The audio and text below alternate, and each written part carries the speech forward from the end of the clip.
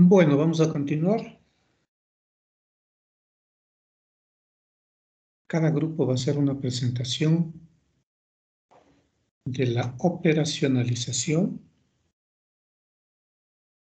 bueno, de la matriz, ¿no?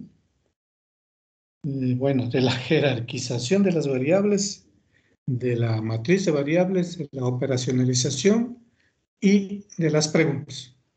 Vamos con el grupo 1.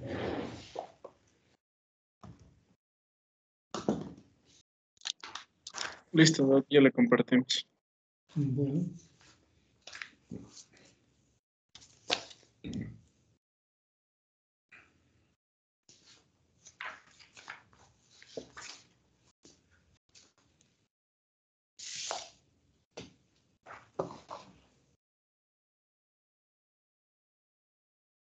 Sí se ve en mi pantalla, ¿cierto? Sí, está. Listo, entonces para la matriz de variables nosotros estipulamos desde el inicio como antecedentes, antes del estudio tenemos que recopilar el inicio de la actividad sexual, indicar desde cuándo inicia la actividad sexual y el número de parejas sexuales que van a tener los estudiantes de medicina. Ese va a ser el antecedente. Y la variable independiente, en este caso, va a ser lo que vamos a buscar. En este caso es la causa, los métodos anticonceptivos que llevarán al factor de riesgo a que bien los estudiantes contraigan ITS o tengan embarazos, que ya serían estas las variables dependientes. Entonces, independientes, no podemos modificar los métodos anticonceptivos. Vamos a revisar si es que utilizan o no y cuáles. Eso no vamos a modificar, pero dependiendo de eso, vamos a ver si usaron, si contrajeron ITS o si embarazaron. La variable dependiente es lo que va a cambiar. Causa y Ahí hay un problema, porque la variable independiente es la causa y la variable dependiente es el efecto. Y entonces ahí estamos diciendo que los métodos anticonceptivos causan infección de transmisión sexual y embarazo. No como tal, o sea, en la redacción es el fallo o ausencia de métodos anticonceptivos causan infección de transmisión sexual o embarazos. Es más de redactar fallo o ausencia de métodos anticonceptivos causan la infección de transmisión sexual o embarazos. Y por lo tanto, la moderadora, el eje, va a ser salud sexual y reproductiva. Esa es la variable moderadora. Entonces, si puedes modificarlo de una vez, ponle fallo o ausencia de métodos anticonceptivos. Es lo que van a causar las ITS. La variable interveniente, en este caso, va a ser la condición de la relación sexual, la frecuencia que van a tener los estudiantes de las relaciones sexuales. Es muy distinto una persona que haya tenido una vez con una sola persona que haya tenido varias veces con varias personas. Podría incrementar el riesgo de contraer una ITS. Los factores psicosociales, por ejemplo, que el alcohol podría intervenir en que no se use, en que haya ausencia de métodos anticonceptivos a la hora de tener una relación sexual. Y por último, las variables de control. En este caso, la muestra va a ser los estudiantes de medicina. Hemos escogido de quinto a octavo semestre de la Universidad Central del Ecuador. Excluimos a noveno semestre porque ahora ya están en décimo, excluimos al décimo semestre porque ya van al internado. Aquí es la corrección, es de quinto a noveno. Entonces, le excluimos a décimo porque ya ahorita están en internado y va a ser difícil tener una comunicación. No están en la facultad. Exactamente. Ya, vamos. Pásale.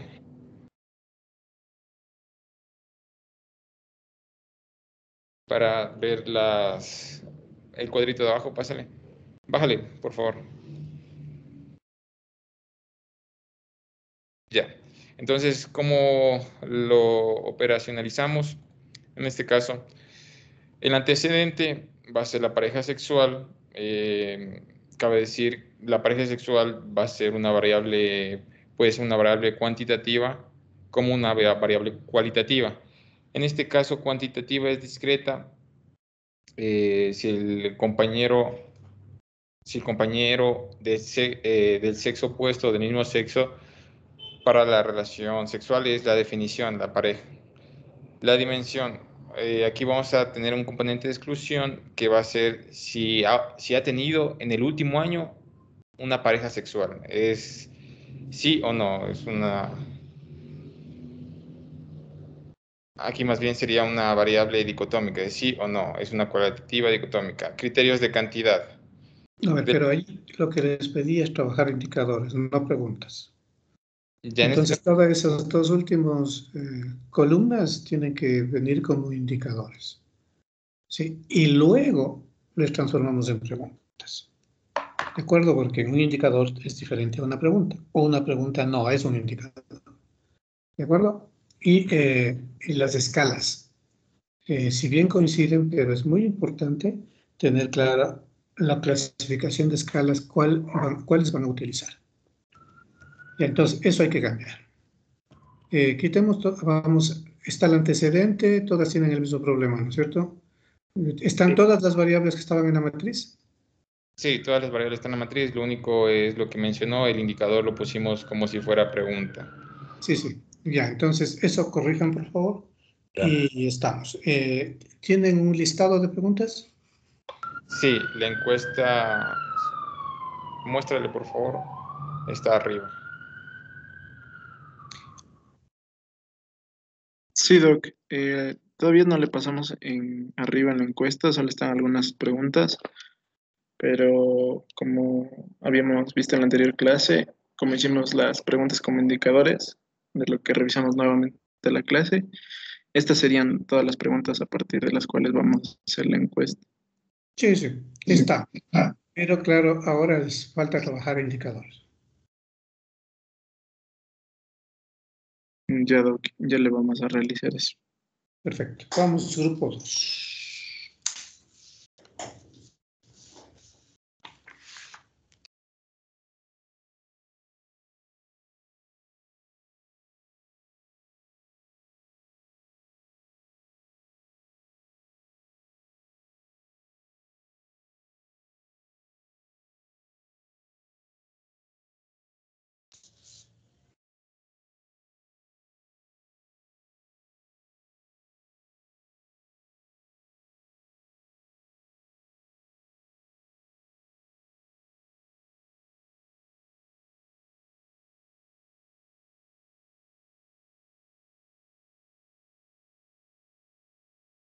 Bájale un poquito más, Santi.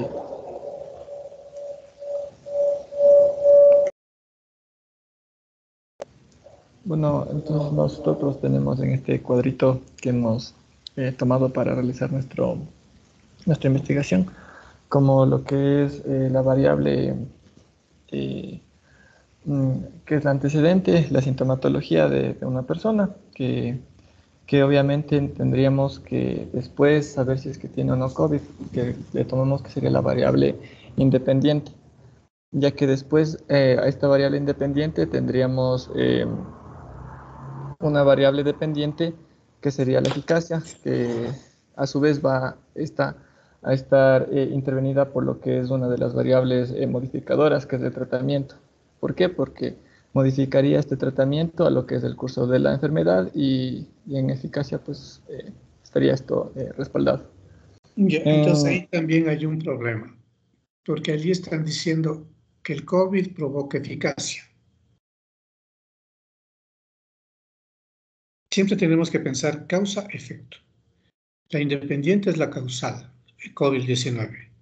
¿Y la dependiente cuál es?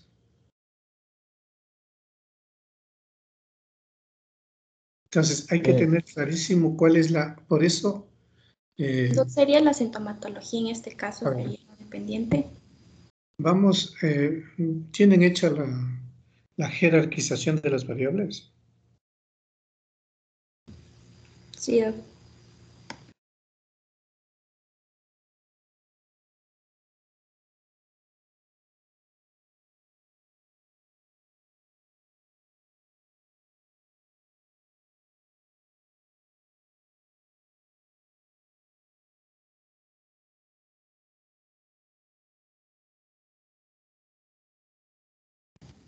ya, entonces vamos a empezar con la variable del COVID.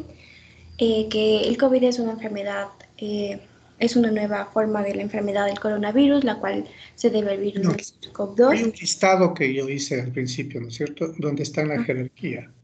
Y entonces ahí ustedes enlistan la antecedente, la independiente, la dependiente, la interviniente, la moderadora y la de control. Y entonces cuando hacen la matriz ya no se equivocan, porque ponen lo que pusieron en la jerarquización. Y entonces ahí está fallando ese paso. El grupo anterior no tenía mayor problema porque atinaron la matriz, pero ustedes sí están bien perdidos. Entonces, ¿cuál es la hipótesis que tienen? ¿Pueden leer, por favor? Están muy pequeñas las letras.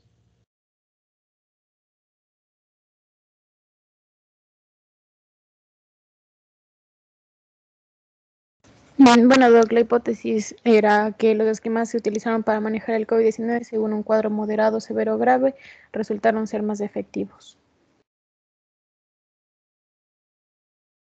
Ya, entonces,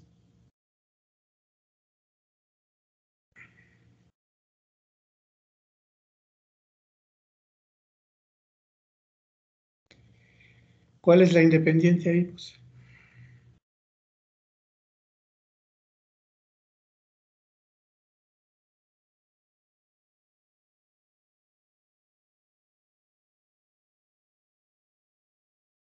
porque de ahí se cayó lo que es capital, que es comparar las clínicas internacionales, las guías clínicas internacionales,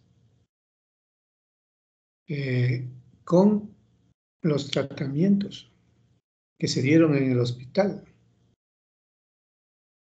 Esa es la clave, ¿no es cierto? Sí, Doc, en eso se basa el estudio, pero dentro de aquí en la matriz le pusimos como dependiente al COVID-19, pero creo que está mal. Sí. Entonces, el COVID-19 es dependiente. ¿De qué depende? De el manejo terapéutico, ¿cierto? Pero está mediado por si es un cuadro moderado, severo o grave. ¿Sí? Esa es más o menos la... O puede ser... No, es que no puede ser. Es el manejo leve, moderado y grave, la variable independiente. Y el COVID es la variable dependiente, que depende del tipo de cuadro que sea. ¿Sí? Y entonces también el COVID se basa, Ya, Doc, ya la arreglamos. se desagrega en leve, moderado y grave. ¿Sí? Y entonces la antecedente son las guías. Y la interviniente son el manejo terapéutico. Pero bueno, eso tiene que darle lógica, esa lógica, porque si no se pierde ya el objeto de estudio. Aquí están estudiando otra cosa. Bueno, entonces hay que rehacer eso y por lo tanto se rehace el resto, ¿no?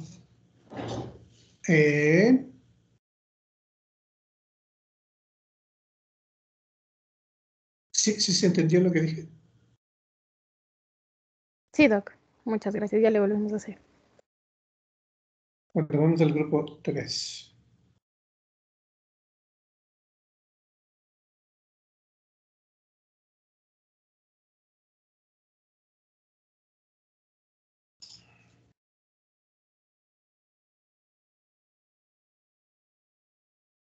Ok, en este caso nuestra hipótesis es de la pandemia por COVID-19 que influyó disminuyendo la cobertura del PAI, específicamente en niños menores de 12 años.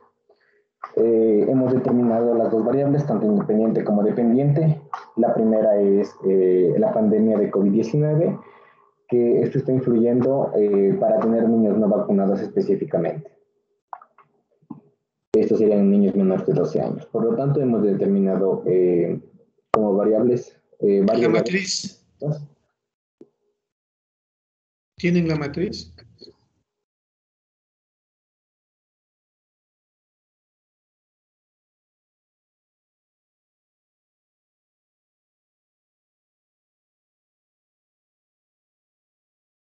Déjame verle, ¿no? Creo que está en otro documento.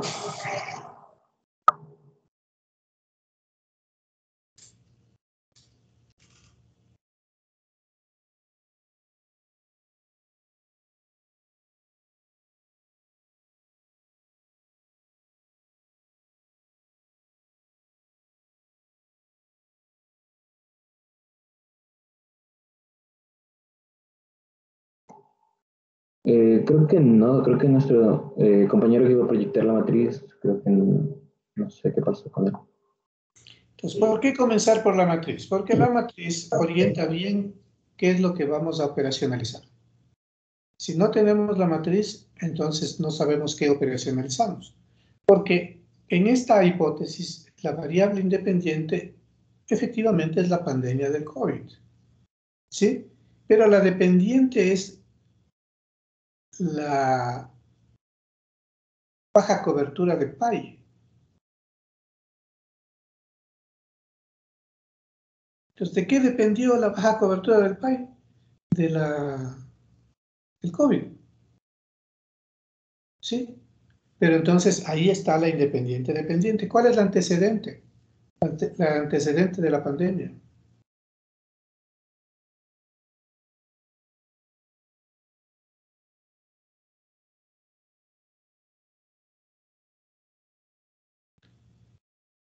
¿Cuál es la interviniente?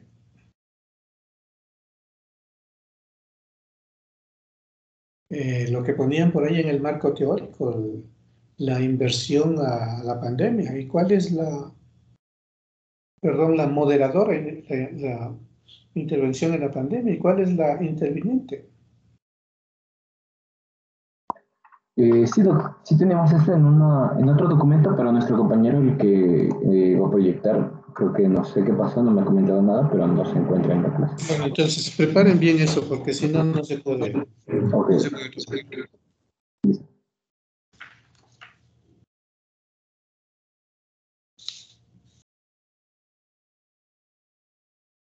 Bien, vamos con el grupo 4.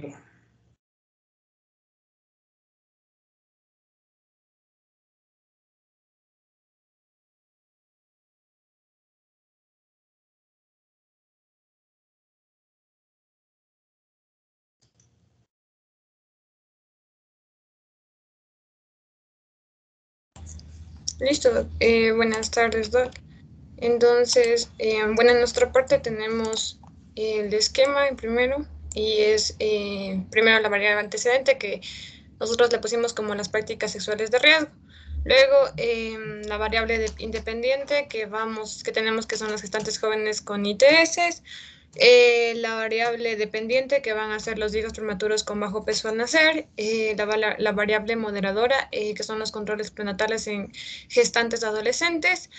Y la variable interviniente, que va a ser la falta de tratamiento de las ITS. Y como variable de control, que tenemos los adolescentes de 10 a 19 años de edad. Muy bien. Eso hay que operacionalizar. Veamos la operacionalización. Ya listo. Entonces, nosotros tenemos como, bueno, en la primera parte, que serían independientes las gestantes jóvenes con ITS. Tenemos el concepto que las ITS son un grupo de enfermedades que se adquieren fundamentalmente por contacto sexual. Afectan a personas de cualquier edad, aunque son los adolescentes y los jóvenes adultos los grupos poblacionales más afectados. En la dimensión tenemos que vamos a realizarlo como por medio de una evaluación clínica. El indicador es si es que existe la presencia o no de las ITS. Y para la escala tenemos que se va a realizar todo esto a través de las pruebas serológicas de los diferentes agentes que pueden causar las ITS, como las clamidias, gonorrea, en este caso las enfermedades gonorrea, sífilis, tricomoniasis, VIH y entre otros virus. En la dependiente teníamos que, bueno, en este caso tomamos como referencia las variables de hijos prematuros con bajo peso al nacer. Entonces, dentro del concepto, tenemos que la OMS lo define la prematuridad como el nacimiento que ocurre antes de completarse las 37 semanas o antes de 259 días de gestación, desde el primer día del último periodo menstrual. Igualmente, la dimensión con la que se va a ver esta variable va a ser evaluación clínica, y el indicador tenemos por medio del peso y el tiempo de gestación. En la escala, pues tenemos que vamos a realizarlo con tablas de crecimiento. En este caso va a ser la relación del peso, longitud y también la fecha de última menstruación con la fecha de parto, y también podremos utilizar lo que sería una ecografía. Luego tenemos el antecedente, que va a ser, bueno, en este caso, las prácticas sexuales de riesgo. Es decir, bueno, lo especificamos como la búsqueda temprana también de relaciones sexuales sin protección. Dentro del concepto está adolescentes que participan frecuentemente en comportamientos sexuales riesgosos, relaciones sexuales sin protección, sexo con parejas casuales, promiscuidad, iniciación sexual temprana, etcétera, trayendo consigo embarazos no planeados, ITS, suicidios y abortos, afectaciones académicas y laborales. Igualmente, la dimensión con la que se va a ver es de evaluación clínica. En este caso, por medio del indicador va a ser la edad de la primera relación sexual y el uso de anticonceptivos, y en la escala pues va a ser por medio de aplicación de encuestas en adolescentes de 10 a 19 años. Ahí paremos un rato. Chao. Ese concepto está enorme, porque si yo pongo en el concepto abortos, afectación académica, es porque voy a trabajar esos indicadores. ¿Sí? Pero si pongo y no los uso, estoy saliéndome del objeto de estudio. Además, claro, que tenga afectaciones académicas no es parte del estudio. ¿Ya? Y entonces, una orientación que siempre deben tener es que todo lo que está en el concepto es sujeto de medición. Y entonces, si usted pone todo lo que puso ahí, iniciación temprana, promiscuidad, etcétera, nunca en un concepto se pone etcétera, ¿no? Nunca, por principio de vida, no en esta asignatura, no en esta clase. Siempre que está hablando de ciencia, los etcéteras desaparecen, ¿ya? Porque no puede decir y lo que sea, y lo de demás, no. Ustedes tienen que tener una delimitación bien establecida. Y entonces, se acepta la dimensión de evaluación técnica, ya. Pero los indicadores tienen que ser todo aquello que puso en el concepto. Sí, a mí se me ocurre, no digo que eso debe ir. Comportamientos sexuales riesgosos. Bueno, ese es está entre paréntesis, ¿no? Relaciones sexuales sin protección. Indicador. Escala, ¿sí o no? Sexo con parejas casuales. Indicador. Escala, ¿sí o no?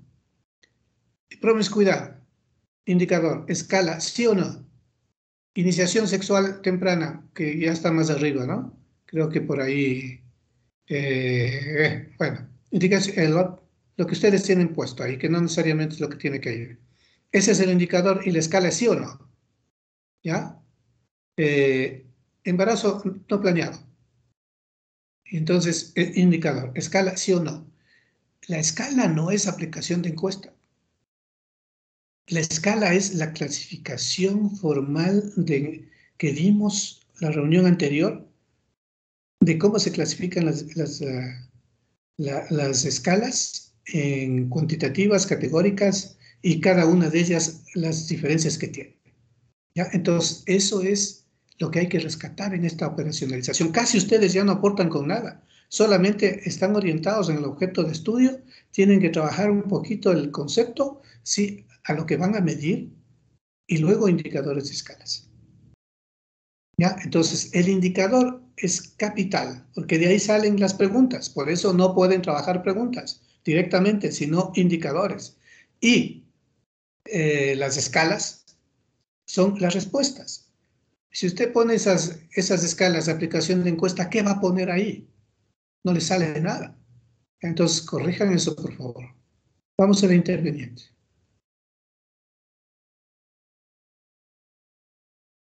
Ya listo. Entonces en el interviniente tenemos la variable de falta de tratamiento de las ITS. En el concepto, pues se menciona que de acuerdo a la OMS, cada día se registran cerca de 1 millón de nuevos casos de enfermedades de transmisión sexual consideradas como curables. En muchos casos, la presentación de los servicios se realiza a través de servicios especializados de tratamiento de las enfermedades de transmisión sexual, cuya cobertura es inadecuada y que son estigmatizantes. Dentro de la dimensión también se menciona la evaluación clínica y el indicador va a ser el manejo de las ITS. En la escala hemos puesto la ausencia y presencia del tratamiento de las ITS. Claro, ponen en la misma variable, ¿no es cierto? Porque es ausencia-presencia. Y entonces, allí hay una dificultad. Hay que hacer lo mismo, ¿no es cierto? Ahí tienen varias cosas que ponen en el concepto. Ahora cabe revisar bien si ese concepto nos excede, si todo lo que ponen ahí van a poder medir. No se puede cualquier cosa. Y de ahí salen los indicadores. Y de ahí salen las escalas. Y tienen que coincidir con una clasificación de las escalas que vimos. Vamos, sigamos. Ya, la variable moderadora, tenemos los controles prenatales en gestantes adolescentes, y en el concepto hablamos del control prenatal como conjunto de actividades y procedimientos que el equipo de salud ofrece a la embarazada con la finalidad de identificar factores de riesgo en la gestante y enfermedades que puedan afectar el curso normal del embarazo y la salud del recién nacido. Igualmente dentro de la dimensión tenemos la evaluación clínica y dentro del indicador pues hablamos de los controles prenatales y las escalas pues hablamos de exámenes físicos, ginecológicos y exámenes complementarios. Entonces, todo eso hay que corregir, ¿no? Todo eso está mal. Hay que reconsiderar el concepto, a ver si está bien logrado, trabajar indicadores y trabajar escalas por indicador. Vamos, la de control. Por último, la de control, que es, hablamos de la adolescentes de 10 a 19 años. También está mal hecha, porque ahí dice indicadores riesgo en adolescentes. ¿Riesgo de qué? Riesgo de ser adolescentes. Y entonces ahí lo único que vamos a hacer es un criterio de inclusión y de exclusión. El criterio de exclusión es que van a trabajar entre 10 adolescentes entre 10 y 19 años. ¿Sí? Y entonces ahí lo que tienen que poner es edad de 10 a 19 años, pero falta trabajar el indicador. Bueno, corrijan por favor. Listo.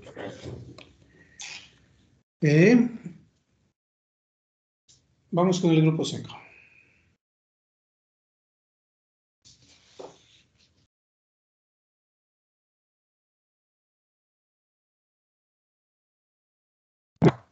Buenas tardes.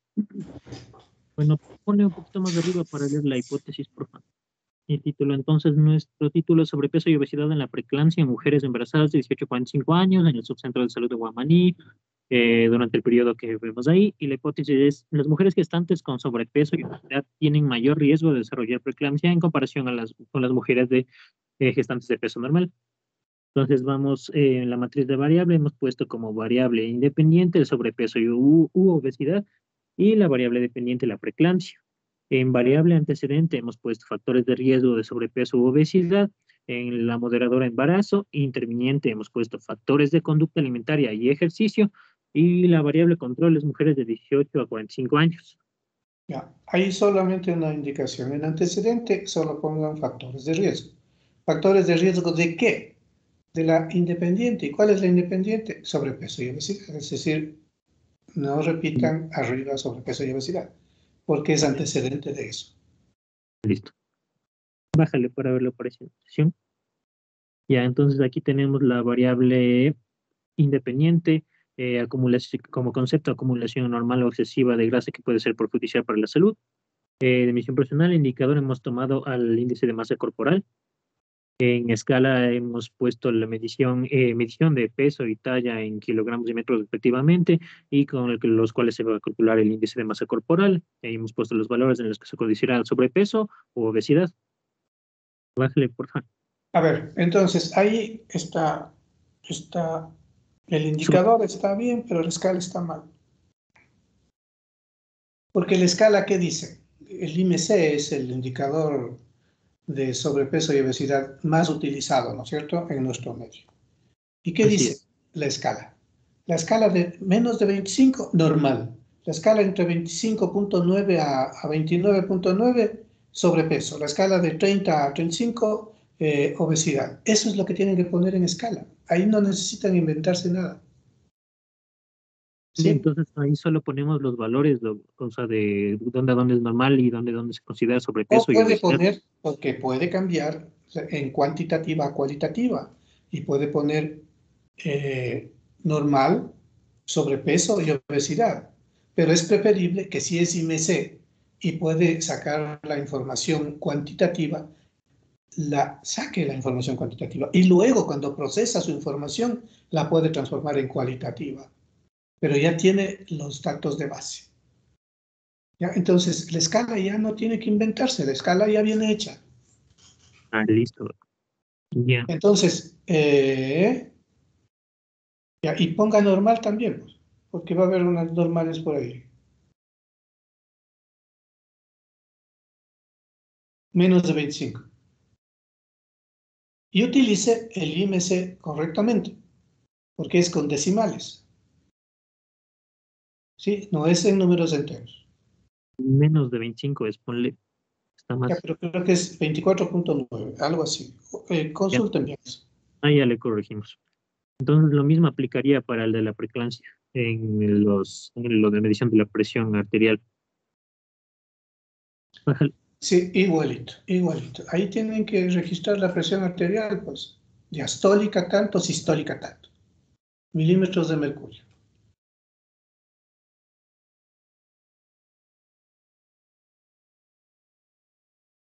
Ya con todo le leo la dependiente ya otra vez. Entonces, preeclampsia, concepto de complicación del embarazo, potencialmente severa, caracterizada por una presión arterial elevada.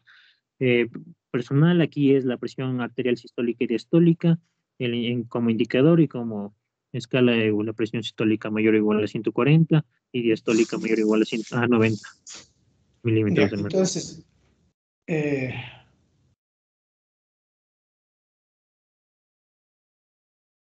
ya, entonces allí no hay que escribir mucho, ¿no? En la escala hay que poner la escala, porque ahí si usted pone presión arterial sistólica al lado, ¿cuál es la escala? Diastólica al lado, ¿cuál es la escala? O sea, sin Ya, que vaya a la misma altura, que se note cuál es la sistólica, la escala, y cuál es la diastólica, la escala. ¿Ya? listo. Bueno, Bájale para ver de factores de riesgo. Entonces tenemos que cambiar factores de riesgo. Aquí tenemos el concepto, factores de riesgo, cualquier característica o circunstancia detectable de una persona, grupo de personas que se sabe que está asociada con la probabilidad de estar especialmente expuesta a desarrollar un proceso mórbido. Lo que hemos puesto aquí tal vez podría ir más que nada en el otro de factores de riesgo detrás, que era de conducta alimentaria, más que nada, y de ejercicio. Entonces, esto de pasarle esa por la parte del concepto abajo. Pero bueno, sigo. entonces, esos factores de riesgo tienen que ser bien clasificados. Hay dos factores de riesgo básicos. El uno es el metabólico y el otro es el de ingesta. El metabólico casi es irresoluto, o sea, va a ser gorda o obesa u obeso, haga lo que haga, porque tiene una tendencia metabólica. Y el otro es el de acceso a la alimentación. Sí. O come mucho en exceso, come mucho carbohidratos, o come muchas grasas saturadas. Esas cosas deben ir en el concepto. ¿Ya?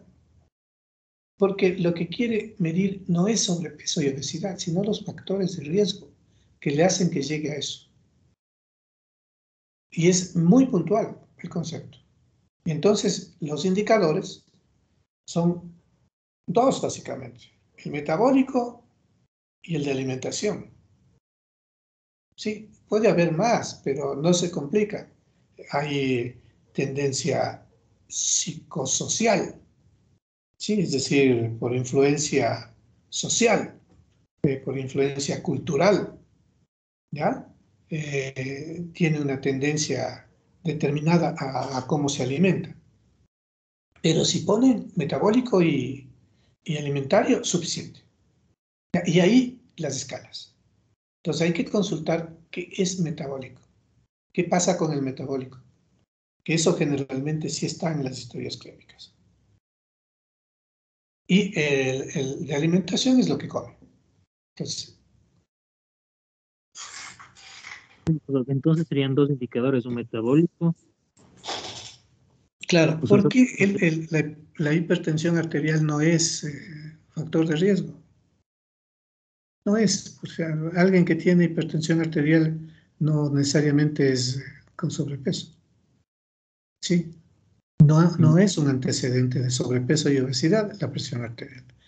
Es probable que al revés, que los obesos sean hipertensos, eso sí es probable, pero no al revés, que los hipertensos sean obesos. ¿Ya?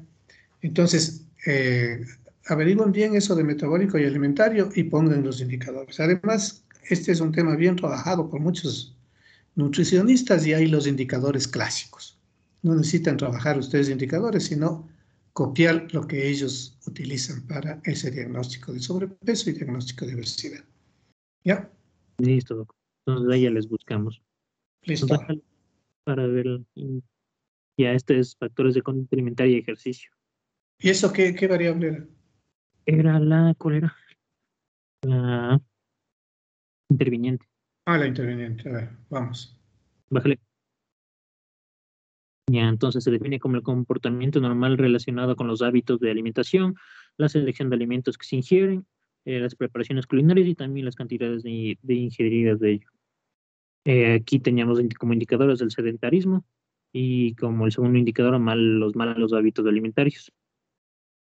Como escala. Entonces, la dimensión ahí no es personal, la dimensión es cultural, por ser más cercanos. Sí, es un comportamiento cultural. Conducta alimentaria es por cultura, ¿no? Ya. Ya, como escala del primer indicador, el registro del análisis sobre actividad física diaria en las historias Bien. clínicas. Entonces hay que cambiar eso, ¿no? Los indicadores son de la clasificación que les dimos. Si es cuantitativo, continuo, si es discreto, si es categórico, nominal, ordinal. Eso, no pueden salirse de ahí. ¿De acuerdo? Lo que sí trabajan ustedes son indicadores, pero las escalas son esas que ya formalmente vienen establecidas. Listo. Entonces hay que rehacer eso. Ahí Ya. ponen cualitativa dicotómica. Entonces, ¿cuál es la cualitativa dicotómica? ¿Sí o no? Presente, ausente. Alto, bajo. Siempre es eso, pero no aparece ahí. Entonces, en vez de poner esos registros de anamnesis digital, tienen que poner la dicotomía. Vamos. Embarazo. Ya, embarazo. Baja. No está ahí la. Quiero no.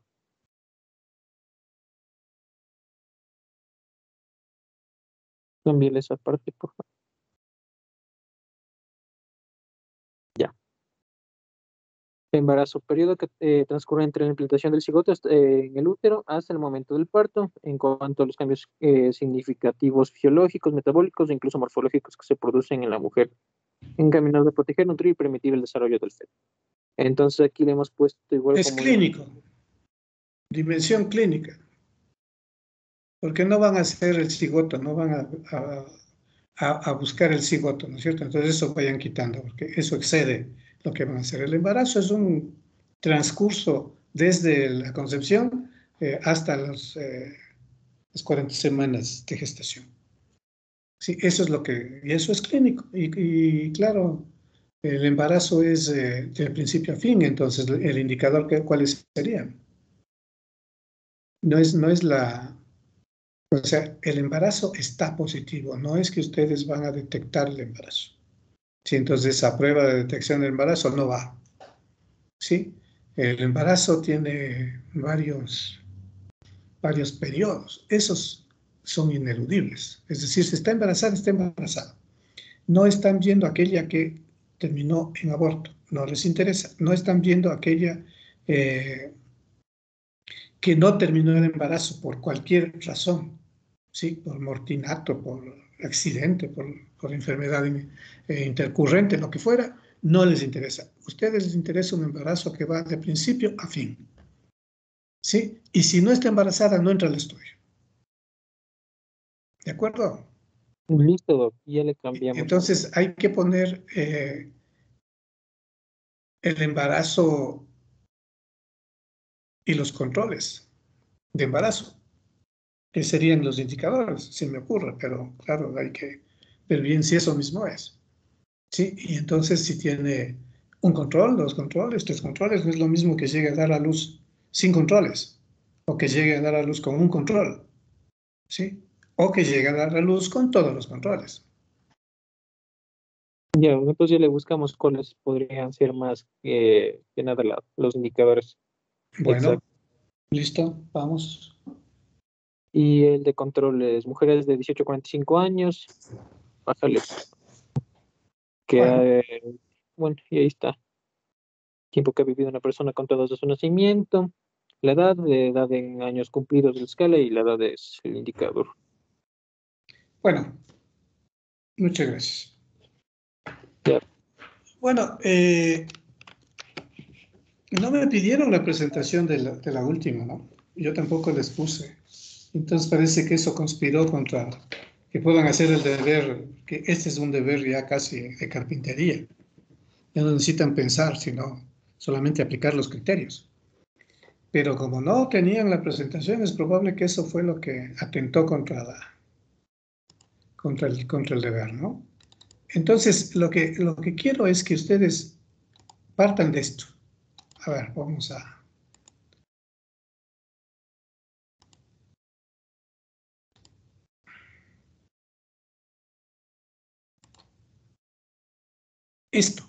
Esto es clave. Esto tienen que tenerlo de entrada. No pueden saltarse esta clasificación por jerarquía, porque ahí aclaran las ideas. ¿A qué voy a llamar independiente, dependiente? ¿A qué antecedente? ¿A qué maduradora? ¿A qué interviniente? ¿Y a qué de control? Luego de eso, ustedes arman la matriz, pero ya con el criterio previo. En el espacio le ven cómo funciona. Si lo que pusieron de antecedente efectivamente es antecedente, si no la cambian. ¿Sí? Lo que están llamando independiente efectivamente es independiente, o sea, no es que la independiente nació como independiente, ustedes le hacen funcionar como independiente en su investigación. Ya nadie nace para ser independiente o dependiente, es como ustedes tengan el diseño. Pero claro, lo que pusieron antes es lo que les orienta a lo que van a poner en la matriz. Y es un encadenamiento, por eso se llama metodología. ¿Ya? Y solo cuando tienen esto ya claro, que es un juego, que hay que hacerlo en grupo, ¿sí? No sale de la primera, no sale que alguien hace y queda escrito en piedra, no, se va moviendo, ¿ya? Hasta que resiste todas las críticas del grupo y el grupo entonces dice, perfecto, así vamos a trabajar. Y entonces, una vez que está claro esto, van a esto, a la operacionalización. No me interesa en principio que identifiquen qué tipo de escala van a trabajar. Si es cuantitativa, si es cualitativa, si es nominal, si es de ordinal, si es continua, si es discreta. Lo que me interesa es que tengan un indicador y tengan una escala bien definida. Las escalas ya no se inventan.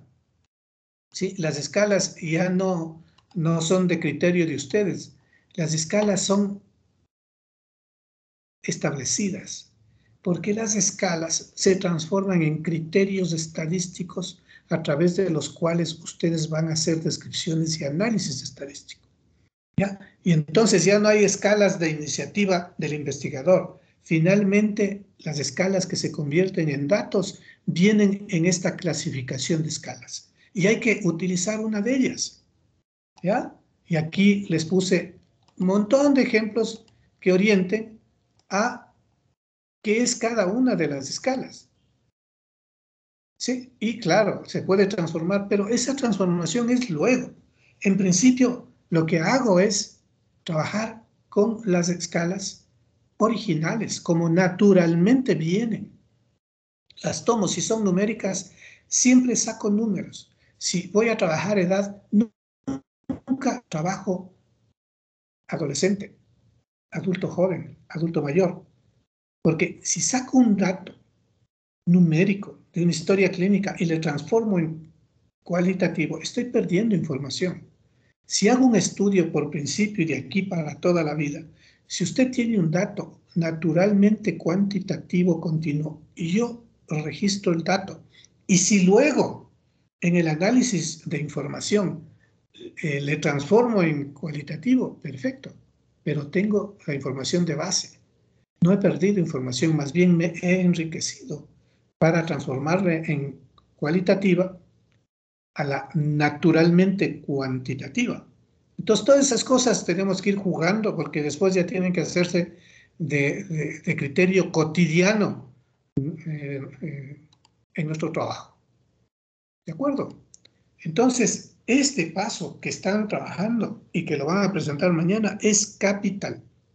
Tiene que quedar perfectamente establecido porque a partir de este paso comienza toda la redada de validación, de confiabilidad, de análisis estadístico. ¿Ya? Si esto está mal hecho, si esto no está bien concebido, si esta operacionalización de las variables, es decir, que estamos haciendo la teoría, que es una variable, a dato, que es una escala. Si eso no está bien hecho, se va al piso nuestra investigación en el momento del manejo de datos. Entonces, tenemos que cuidar que las escalas sean las que realmente queremos trabajar, sustentadas por buenos indicadores para poder mantener en el segundo momento el manejo estadístico de estos datos. Si no, todo lo pretérito que hemos hecho se nos cae. Bien, vamos ahora a mirar lo que sigue. Y lo que sigue es, bueno, pensé que ya íbamos a tener el listado de preguntas y respuestas, pero lamentablemente no está. Así que, por favor, después de esta clase, ustedes van a tener que reunirse en los canales del aula y trabajar para que quede perfectamente bien. Sí, hay algunos que ya lo tienen, ¿no? Esos que están presentando a instituciones y que las instituciones aprueban porque está logrado o no lo aprueban. Pero claro, allí lo que hemos hecho son artificios de indicadores y escalas que ellos los entienden y los aceptan. Pero para nosotros manejar la metodología necesitamos trabajar instrumentos de recolección de datos. Los instrumentos de recolección de datos tienen de base los indicadores y las escalas.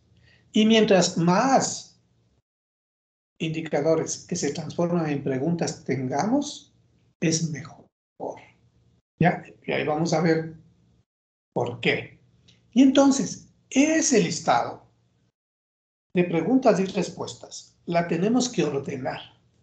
Y lo tenemos que ordenar con criterios de rapport, es decir, de relación adecuada con el sujeto de investigación.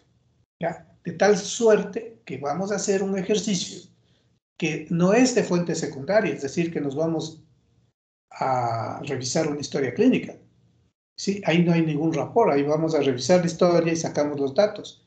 Pero la investigación que nosotros promovemos es aquella de fuente primaria y el ejercicio va hacia fuente primaria. Yo sé que la mayoría de proyectos de investigación que tienen los dos paralelos no son de fuente primaria, pero si no hacemos así de fuente secundaria, no hacemos investigación simplemente.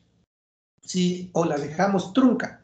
Y entonces, para evitar eso, nos vamos por la fuente primaria. Pero en principio, el instrumento de recolección de datos se caracteriza porque tiene que estar organizado para que la persona que va a contestar las preguntas las pueda entender. Es decir, que vamos incluso desde el lenguaje. ¿A quién va dirigido? Vamos construyendo las preguntas.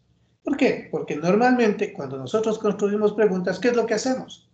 Hacemos un lenguaje académico en el que estamos, ¿no es cierto? Y luego, siendo críticos, si voy a ir a Guamaní y voy a trabajar de fuente primaria con mujeres embarazadas o lo que fuera, es muy probable que no me entiendan cuando yo hable en terminología médica.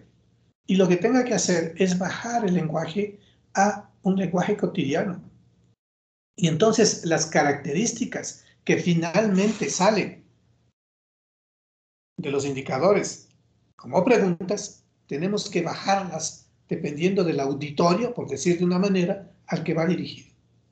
Sí, al grupo al que va dirigido. Si son niños, igual, tiene que ser un lenguaje súper comprensible para los niños. Si son adultos no escolarizados, adultos con alguna discapacidad, mujeres analfabetas, qué sé yo, necesitamos adecuarnos muy bien en el lenguaje, ¿no?, de estos indicadores a la construcción de preguntas. Por esa razón es que no podemos trabajar preguntas de entrada en vez de indicadores, no, sino que tenemos que trabajar indicadores para poder hacer esas consideraciones. Claro, en principio yo les pedí que del indicador hagan una pregunta y de la escala hagan su respuesta para poder tener el estado. Pero de allí viene la conversación que estamos haciendo de que podemos y debemos adaptar de acuerdo a los involucrados. Y una vez que hagamos eso, que le hayamos dado forma, que ya quede el estado configurado, ordenado, de las preguntas más fáciles a las preguntas más delicadas, de lo simple a lo complejo, ¿sí? Una vez que ya les hayamos ordenado y pierde esa condición de que la variable independiente es la primera que aparece y tiene 3 indicadores y por lo tanto 3 preguntas, ya no va a ese orden. Vamos a alterar el orden a aquellas preguntas más sencillas. Y es probable que incluso podamos hacer preguntas de entrada para mejorar la relación con la persona, con el sujeto de investigación. Y entonces haremos preguntas que de pronto hasta no las vamos a procesar, ¿sí? Qué sé yo, a qué se dedica, qué es lo que más le interesa en esta etapa de la vida, qué sé yo, que no es parte del objeto de estudio. Pero si es para un adolescente, es probable que esa sea una buena pregunta para hacer una introducción a una buena relación. Claro que sí, a una madre que está embarazada o ha dado a luz, le preguntamos eso, capaz que nos tira a la puerta, nos rechaza. Entonces también estas preguntas introductorias para hacer una buena relación tienen que estar de acuerdo a quién vamos a encuestar. Bien, y entonces una vez hecho eso, vamos a hablar de lo que se llama la validez y la confiabilidad. Validez y confiabilidad de varias cosas, pero en este punto le vamos a dar mucho espacio a la validez y confiabilidad de la encuesta. Introduje unas diapositivas que presenté en los diseños operativos porque me parecieron que eran muy ilustrativas de validez y confiabilidad. Y el ejemplo comenzaba así: ¿qué edad tiene usted? Y la respuesta: tengo 49 años. Para verificar la confiabilidad de la medición, el investigador hace una segunda pregunta o una repregunta en lenguaje de los abogados, ¿no es cierto? ¿En qué mes y año nació usted? Obteniendo la siguiente respuesta: en septiembre de 1981. Si la encuesta se está llevando a cabo en febrero del 21, el encuestador verifica que la persona interrogada tiene realmente 49 años. Sí, entonces, ¿qué le dio? La respuesta inicial al investigador le dio confiabilidad. Sí, porque hizo una pregunta y una repregunta, coincide y entonces efectivamente esa respuesta es confiable. Sin embargo, los resultados consistentes y estables, que es lo que acabamos de ver, son confiables. Ahora, supóngase que el encuestador solicita la cédula y la fecha de nacimiento es septiembre de 1979. El encuestador concluye que aunque las dos primeras preguntas dieron resultados confiables, ello no condujo a un resultado válido o verdadero. ¿Ya? Entonces, esa es la diferencia entre la habilidad y la validez, que es de lo que vamos a hablar. ¿Por qué? Porque nuestros datos tienen que ser lo más confiable posible. ¿Sí? Tenemos que ser absolutamente éticos en esta parte de la investigación. No podemos disimular nada, no podemos maquillar nada, no podemos inventarnos nada. Si es que en la historia clínica no hay el dato y que es capital para completar ese caso, no hay el dato. No es que lo interpreto, no es que me invento, no es que nadie se dará cuenta. Es la ética del investigador el que empieza a jugar. Y eso es lo que se llama ética, bioética en la investigación científica en salud. Que no es un curso que le dan, que no es un requisito, ¿sí? Que no es una relación legal ni formal, es una actitud del investigador, del profesional investigador, del individuo que hace investigación, para ser absolutamente idéntico, auténtico en lo que hace. Si no encontró el dato, pues no encontró. Si no salió el número que calculó de la muestra y salió menos, eso es lo que dice en su reporte. Calculé 250 sujetos de investigación y logré recopilar 200. Perfecto. Y con los 200 voy a trabajar porque no me puedo inventar los 50. No hubo. ¿Sí? O si dije 250 y alcancé a 245, no me puedo inventar los 5. Simplemente en mi reporte pondré que calculé 250 y alcancé a recuperar 245. Y por el estilo. Que tuve que eliminar el 10% de las encuestas que levanté porque tenían datos incompletos. Eso es lo auténtico. Eso es lo que hay que hacer. ¿Por qué? Porque ese manejo nos da confiabilidad en el dato.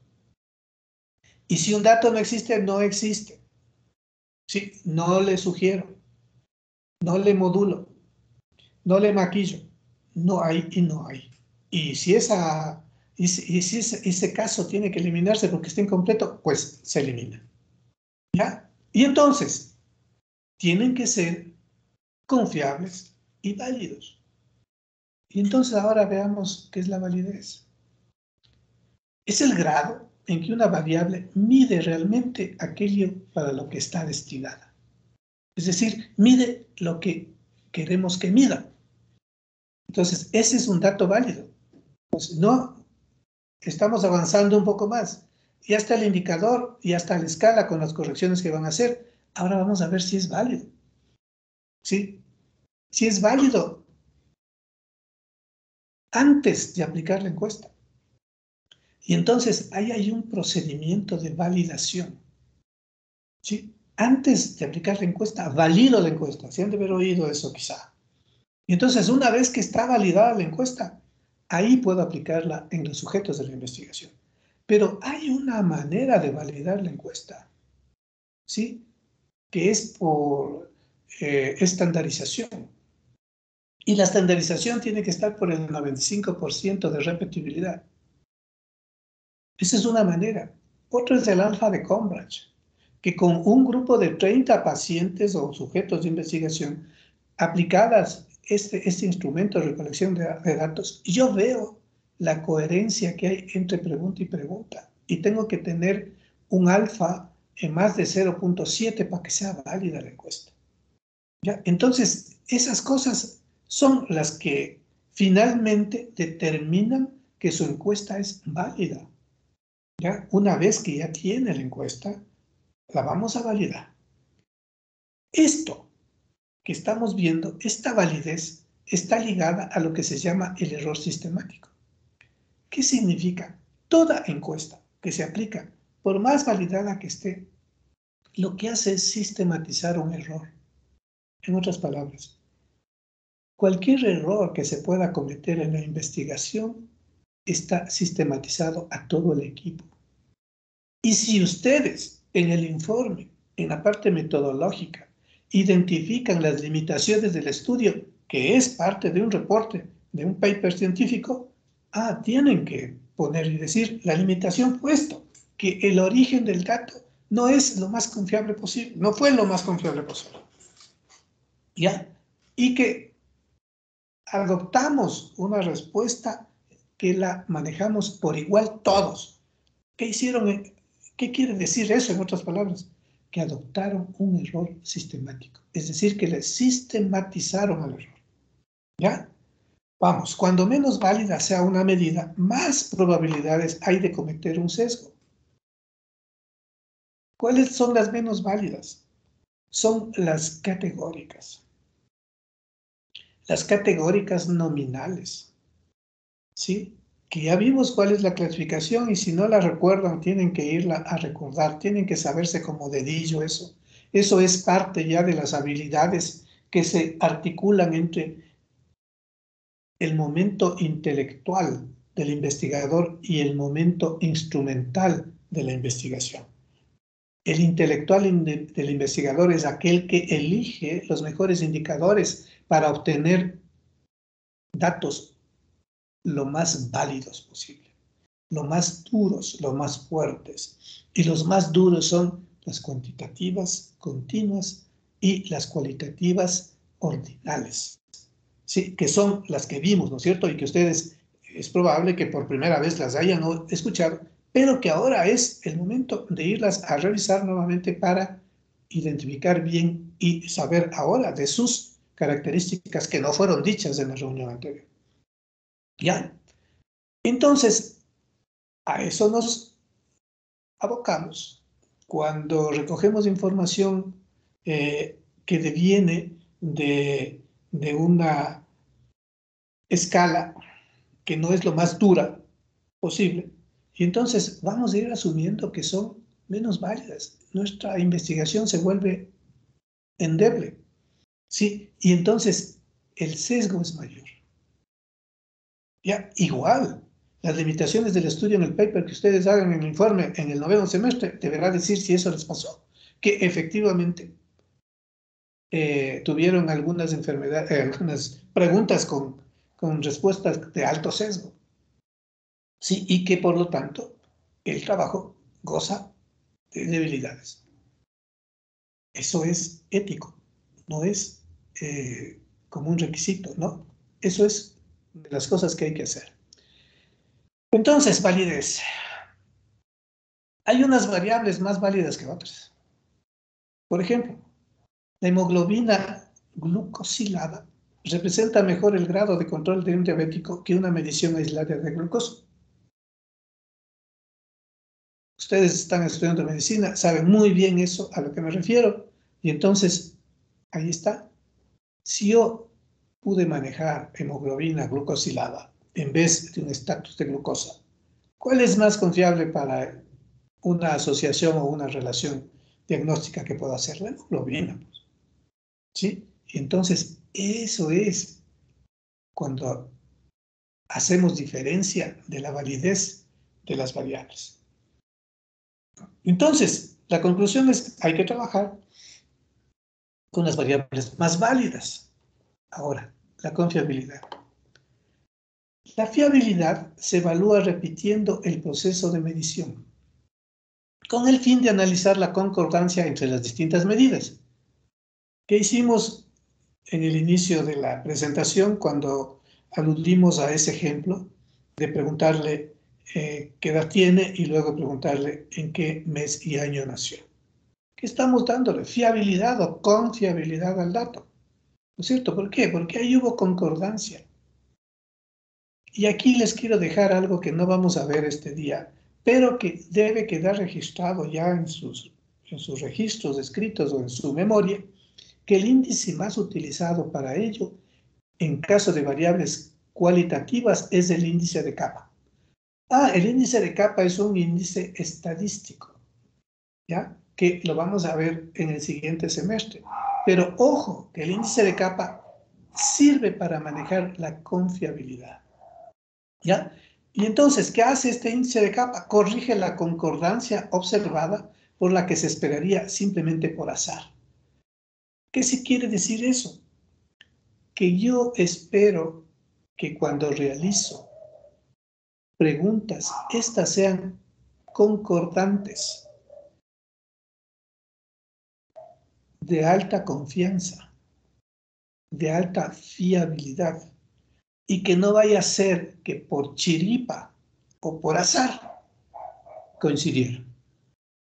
Como investigador, entonces, tengo que preocuparme de que este índice de capa tenga el mejor resultado para hablar de concordancia. ¿Eso qué significa? Que tengo que armar más de una pregunta y repregunta para darle concordancia y fiabilidad a mi encuesta. Entonces, aparte de los indicadores que yo he trabajado y que ustedes están trabajando en los grupos, hay que pensar en repreguntas de esos indicadores. Tengo un indicador, edad, ¿sí? Y tengo una escala, años cumplidos. Perfecto. Pero me pueden mentir facilito, ¿no? O me pueden dar un año más o un año menos. Si el objeto no tiene que ver con la edad, casi que no pasaría nada. Pero si el objeto está condicionado, está determinado por la edad, me interesa una edad confiable. Y entonces se me ocurrirá hacer una repregunta de ese indicador edad.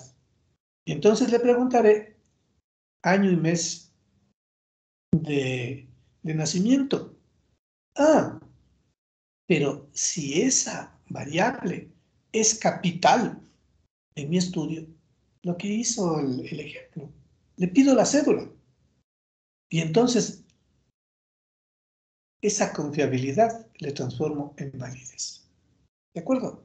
Si las variables son cuantitativas, se utiliza el coeficiente de correlación intraclase. Entonces, el índice de capa y el coeficiente de correlación intraclase son indicadores que nos permiten trabajar con fiabilidad. Repetibilidad. Tiene por objetivo determinar si una prueba da los mismos resultados o similares cuando se aplica a una misma persona en más de una ocasión. Y entonces, eso es lo que les decía hace un momento. Los 5 del grupo, los 6 del grupo, los 7 del grupo, tienen que alcanzar una repetibilidad intragrupo y una repetibilidad entre grupos, entre e intragrupo. Es decir, una repetibilidad intrapersona, para ser más claro, y una repetibilidad interpersona. ¿Qué quiero decir? Cuando yo hablo de repetibilidad, yo tengo que repetir con alta confiabilidad la manera de aplicar la encuesta siempre. ¿Cómo lo verifico? Aplicando a la misma persona más de una ocasión. Y tengo que aplicarla de tal manera que se repita la manera de aplicación. A eso le vamos a llamar repetibilidad. Pero yo alcanzo, sí, como persona, una repetibilidad confiable. Y luego, con mis compañeros, tengo que alcanzar el grupo, una repetibilidad de grupo, infra e intergrupal. ¿Ya? Por favor, eso es lo que más adelante, ya cuando tengamos validado el instrumento, ¿sí? Vamos a hacer la repetibilidad. De tal suerte que vayamos a aplicar la encuesta de manera confiable. Cierto es que en estos días ya algunos grupos van a obtener información de encuestas. Sí, pero claro, la información de encuestas no requiere un proceso de repetibilidad. ¿Por qué? Porque van a sacar datos registrados en una historia clínica. Lo que hay que cuidar es que no se alteren entre que decía 17 y usted leyó 47. ¿Sí? Entre que decía 2,O y usted registra 20. ¿Sí? Entonces, esas cosas hay que cuidar, pero eso lejos de repetibilidad, lo que hay es que tener cuidado. Esta repetibilidad que estamos hablando aquí es con la finalidad de que nos preparemos como un ejercicio para aplicar encuestas a fuente primaria, donde todos saben aplicar la encuesta con el mismo nivel de repetibilidad. Lamentablemente, con esta pandemia hemos suspendido ya, bueno, este semestre, porque los otros 2 semestres no tuvimos estudiantes por el rediseño, y es este el primer semestre con rediseño. Y entonces, y como hemos hecho cambios, antes hacíamos encuestas a fuente primaria, es decir, los estudiantes salían a los hospitales a aplicar encuestas, salían a las escuelas a aplicar encuestas, salían a las fábricas, a las oficinas, a la contraloría que quedaba cerca, a aplicar encuestas. ¿Sí? Ahora no hay cómo hacer eso, entonces vamos de fuente secundaria. Así nos ha tocado vivir, pero eso no quiere decir que la experiencia no sea buena o que hemos bajado la calidad. Significa que hemos experimentado una manera de la metodología y que el resto de fuente primaria lo haremos si seguimos interesados en el punto. Otra cosa, requiere que las condiciones de aplicación sean iguales en ambas ocasiones. Si yo quiero aplicar 2 veces a una misma persona una encuesta, tengo que preocuparme de que las condiciones sean similares y que no hayan cambiado, porque si es que han cambiado los tiempos, los espacios, especialmente los espacios, porque los tiempos evidentemente van a cambiar. Si yo le aplico una encuesta hoy a las 4 y mañana a las 4, y hay 24 horas de diferencia. Así fuese que le aplico la encuesta a las 4 y luego a las 5, y hay 1 hora de diferencia. ¿Sí? Pero entonces, sean lo más iguales posible. El tiempo es ineludible, el tiempo sigue su marcha de manera perenne. ¿Ya? Y entonces nunca va a haber una igualdad absoluta. Siempre las mediciones, en algunos casos, o tienen que ser lo más cercanas, dependiendo de lo que se trate, o tienen que ser lo más lejanas. ¿Ya? Como en este caso, cuando queremos hacer un estudio del COVID, tenemos que garantizar que el COVID ya no es COVID, ya no es pandemia, ahora es epidemia. Allá, entonces solo ahí, cuando terminó la pandemia y es epidemia, yo puedo hacer un estudio de COVID, porque ya no es un proceso en marcha. Si queremos hacer durante la pandemia una evaluación de impacto o procedimientos de eficiencia, seguramente no nos va a salir porque no se ha cerrado el capítulo. Digamos. Y aquí viene esto que les decía, la concordancia intraobservador e interobservador. Entonces, la concordancia intraobservador se refiere al grado de consistencia de un observador consigo mismo al leer o interpretar un resultado. Al igual que con la repetibilidad, las 2 medidas se realizan, cada observador debe ser independiente una de la otra.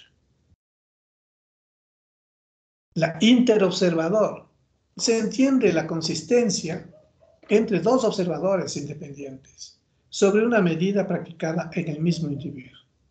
Entonces, 2 observadores, ustedes son 5, son 6, son 7, por parejas, hacen una concordancia interobservador. Y por parejas, practican aplicar la encuesta a un mismo individuo y ven cómo funcionó.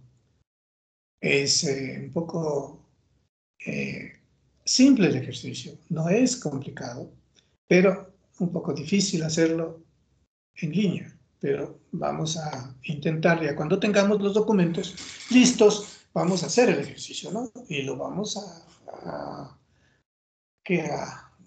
innovar a través de este medio, ¿no? Entonces, es un ejercicio por parejas, hay un tercero que observa y que califica. Eso lo haremos en el momento oportuno. ¿Ya? Ahora, sigamos. Para asegurar la independencia de las medidas entre ambos observadores, uno no debe conocer el resultado proporcionado por el otro, que se llama observadores ciegos. Fuentes de error sistemático a los que nos referíamos. Error causado por el individuo. Es decir, por a quién le estamos aplicando la encuesta. Ocurre cuando el error en la medición de un fenómeno se introduce a causa de los participantes en el estudio. Sí, sujetos que no le dicen la verdad, que no responden con franqueza a las preguntas, ¿sí? Que no son claros en las respuestas, a pesar de que las escalas son cerradas en salud. No utilizamos escalas abiertas, como ustedes ven. No hemos hecho una pregunta para que ustedes copien una respuesta abierta. Eso hace otras áreas del conocimiento, como la sociología, como la comunicación social. En salud, en las ciencias de la vida en general y salud humana, son las preguntas cerradas, porque son las únicas que permiten que podamos evaluar correctamente, ¿ya? Que podamos procesar esa información. Ahora, ese es el error causado por el individuo. Hay otro error causado por el observador, es decir, por nosotros, por los investigadores, por los que estamos o aplicando una encuesta o observando un fenómeno. Ocurre cuando el observador mide una variable de forma errónea. ¿Sí? Registró mal, oyó mal, interpretó mal, y entonces registra de forma errónea o juzgó algo que vio y registró lo que le pareció. Y claro, eso es muy importante. En toda la metodología de la investigación, y este es el momento adecuado para decirlo, el investigador no pone criterios de valor en lo que hace. Sí, tiene un punto de vista y una tendencia.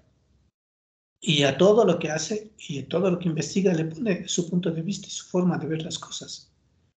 Pero lejos de que juzga los procesos. Que hay un fenómeno que se llama planteamiento del problema. Pues lo describe, le pone los datos, le pone el respaldo teórico y hace la pregunta. Muy bien, eso es el planteamiento del problema. Y no pone, es que es gravísimo, es que es insoportable, es que no se acepta el exceso de muertes. No, porque eso significa erróneamente juzgar un procedimiento. ¿Ya? Usted lo que se remite es a recopilar la información y a ponerla bajo el recuadro de planteamiento del problema. Igual cuando hace el marco teórico. Cuando hace el marco teórico no se hace eco, porque sí está publicado de esa manera en algunos investigadores, en algunos papers, donde el investigador comienza juzgando en base a criterios de valor el objeto que está trabajando. Y no hay que hacer eso. Eso no es que no estamos diciendo que no tenga en ejercicio pleno su punto de vista. Sí, pero para eso está la discusión. La discusión que está al final, una vez que usted levantó datos, procesó la información, discute con otros autores y ahí sí pone todo el énfasis, ¿sí?, de lo que quiera decir. Y dice que ese autor al que le está comparando con su resultado no tiene la razón porque su metodología está mal hecha, porque no utilizó correctamente las pruebas estadísticas, porque el número de casos no es el que correspondía para ese objeto de estudio. Ahí sí le da cuerda a toda su opinión y su crítica, a su punto de vista, a su criterio de valor. En toda la metodología, de principio a fin, no hace opciones de valor. Simplemente, de manera estricta, va anotando cada componente y el contenido que usted ha ido aprendiendo. Sí, y aquí algo que no debo dejar de decir. Hay varias maneras de operacionalizar los datos, pero para esta primera parte de manejo del ejercicio de operacionalización, la sugerencia es que se sujeten a cómo les propuse la operacionalización. El grupo que puso variable independiente y abrió otra columna para poner la variable y otra para el concepto, está perfecto, es buena iniciativa.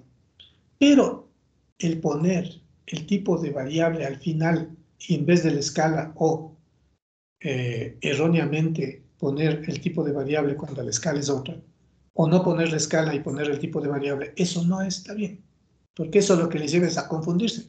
Yo sé que hay publicaciones así, pero hay que hacerse eco. de lo que es correcto y no porque está publicado o porque está en el internet y ya vale la pena. No. En este primer ejercicio, entonces, les pido que se sujeten a la manera en cómo está propuesta la operacionalización, porque eso les va a llevar de la mano a trabajar indicadores de escalas y de eso les va a llevar de la mano a trabajar instrumentos de recolección de datos. Y entonces veamos el error causado por el instrumento, que es en donde estamos. Ocurre cuando la medida empleada no es la adecuada para el fenómeno que se quiere analizar. ¿Sí? Digamos, estoy queriendo incorporar edad en mi estudio. Entonces pongo edad, que es el indicador, y la escala pongo segunda edad, tercera edad, cuarta edad. Y claro, yo sé que para poner la segunda edad puse de 24 a 65 años. Y para poner tercera edad puse de 65 a 80 años. Y para poner cuarta edad puse de 80 en adelante. Pero no es lo mismo que yo, un adulto joven de 25 años, que entra en el mismo grupo que un adulto joven de 64 años. Ahí hay una diferencia de 30 años. Entonces es preferible tener registrada la edad.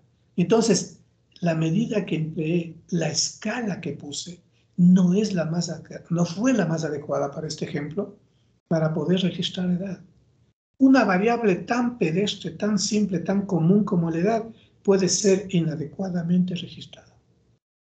¿Sí? Entonces hay que ponerse a pensar que el indicador y la escala son medidas que deben ser empleadas lo más adecuadamente posible para recuperar la información del fenómeno que estamos estudiando.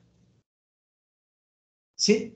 Claro, aquí está el caso de que el instrumento utilizado no esté bien calibrado. Digamos, otro ejemplo pedestre, el tensiómetro. Que sea un tensiómetro aneroide y que no sea digital. Y que el aneroide no le permite ver números enteros y fracciones de números, del digital sí. ¿Ya? Y entonces, ahí hay una limitación cuando quiero registrar presión arterial. Entonces, la presión arterial, para cuando hago investigación, tiene un tensiómetro para investigación. No puedo utilizar el tensiómetro de mi consulta cotidiana para investigación. ¿Por qué? Porque en el mundo de la investigación los instrumentos vienen para investigación, para armar laboratorios de investigación. Por eso las universidades tienen laboratorios para investigación y tienen laboratorios para enseñanza. Los laboratorios para enseñanza no sirven para investigación porque los instrumentos no están estandarizados, no están calibrados, no son de marcas para investigación. Y ese es un problema que tenemos nosotros como universidad. Nuestros laboratorios en las ciencias médicas no están calibrados. ¿Sí? Y entonces nuestros laboratorios son de enseñanza. Y tenemos que salir a otras universidades, a otras facultades para encontrar los equipos calibrados y las marcas que están previstas en el desarrollo tecnológico que sirven y son confiables para investigación científica. ¿Ya? Entonces, esa es una importante aclaración. Evaluación de validez del instrumento. Entonces, hay varios tipos de validez. Validez de criterio, que se valida por sensibilidad y especificidad. ¿Cuándo hago validez de criterio? Cuando tengo una escala dicotómica. Y entonces cuando utilizo un sí o no, presente, ausente, un vivo, muerto, feliz, triste, normal, deprimido, agredido, no agredido, es una dicotómica. Y la validez es por sensibilidad y especificidad, que es un ejercicio que finalmente vamos a aprender a hacer cuando estemos manejando estadística. ¿Ya? A esto le vamos a llamar validez de criterio. Entonces, miren cómo se va encadenando que las escalas no son que yo elijo cualquier cosa, sino que tienen una razón de validación. Cada pregunta, entonces, tiene una manera de hacer. Y esta sensibilidad y especificidad da a luz a una prueba estadística, que en este caso es el chi cuadrado, que deviene de dicotómicas, que son cualitativas o categóricas. Entonces, no es que yo utilizo un chi cuadrado porque sé la prueba, por hacer la prueba, porque sé que es la prueba más común, que es la más difundida en el mundo del conocimiento en salud. No, es porque es una dicotómica. ¿Sí? Y ahí, primariamente, aplico chi cuadrado. Sí, hay algunas variantes, como se verá más adelante, pero si no está bien claro el concepto inicial, entonces podemos irnos cayendo en el resto. Vamos, validez convergente. Analiza la correlación de la medida con otras variables que se cree que están relacionadas con ella. Y entonces la convergente establece una correlación. ¿Sí? Hay una correlación lineal, hay una correlación múltiple, ¿sí? Que es una prueba estadística. ¿Ya?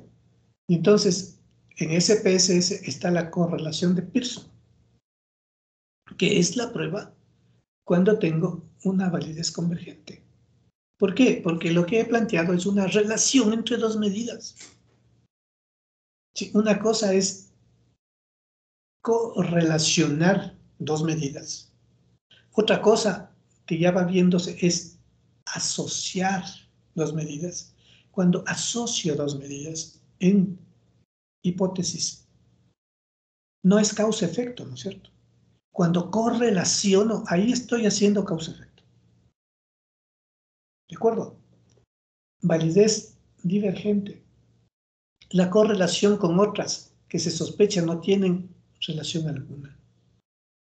Ah, que yo quiero hacer correlaciones. Cuando hago correlaciones es porque hay alta probabilidad de que sean convergentes. Pero puedo plantear una correlación que termina siendo divergente. O que a propósito yo la afirmo como divergente.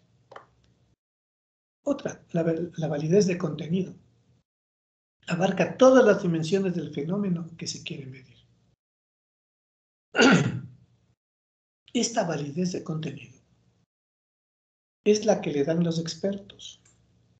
Como ven, esta validez de criterio convergente y divergente están asociadas a pruebas estadísticas. La validez de contenido está asociada a la experiencia de los expertos.